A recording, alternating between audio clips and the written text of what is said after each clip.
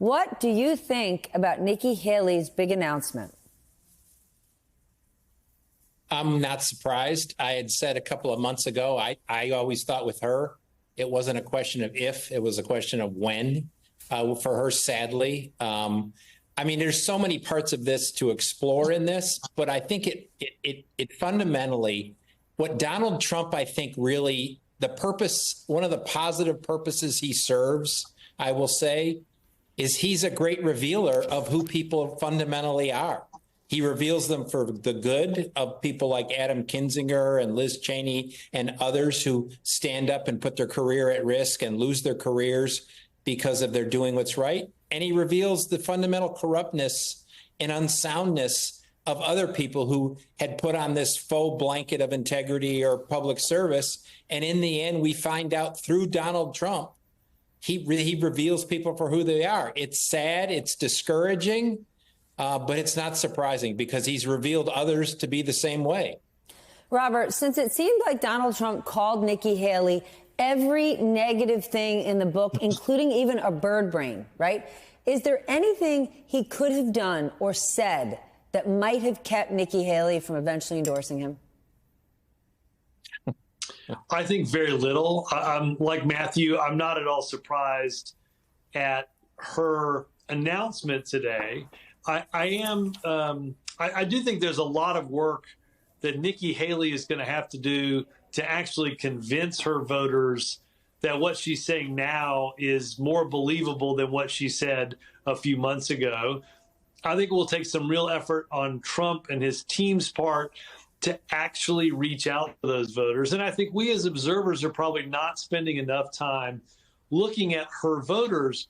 Step back and understand, earlier this month, she got, 22% in Indiana in a race she dropped out from 3 months ago.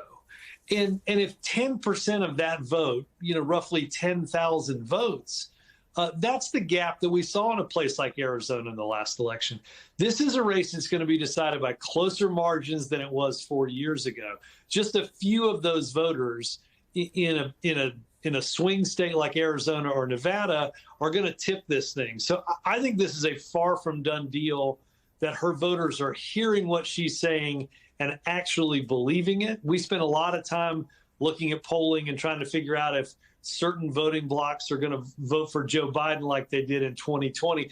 I think we should really circle these Nikki Haley voters and dig into what we think they're actually going to do in November. Matthew, could she be the magic touch for Donald Trump, right? I'm thinking I'm going to walk into this Memorial Day weekend, and I guarantee I'm going to hear from people saying, wow, if she's Donald Trump's running mate, well, then I guess I can vote for him. She'll really, make sure he doesn't go off the rails. Will Nikki Haley, as a potential running mate, give all sorts of centrists the air cover they need to say, well, I can vote for him now. Nikki will be there.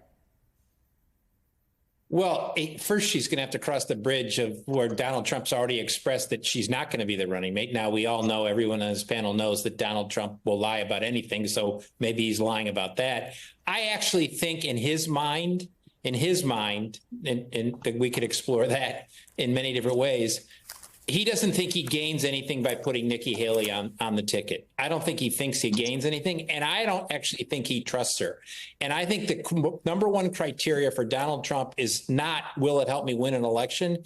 Is it, will this person do everything I tell them to do? And will they enable me in all that I want to do? And will they not argue with me? And will they do what Mike Pence wouldn't do? That's what I think his number one criteria is. And I don't think he believes Nikki Haley satisfies that criteria. He doesn't trust Nikki Haley will satisfy the Mike Pence criteria.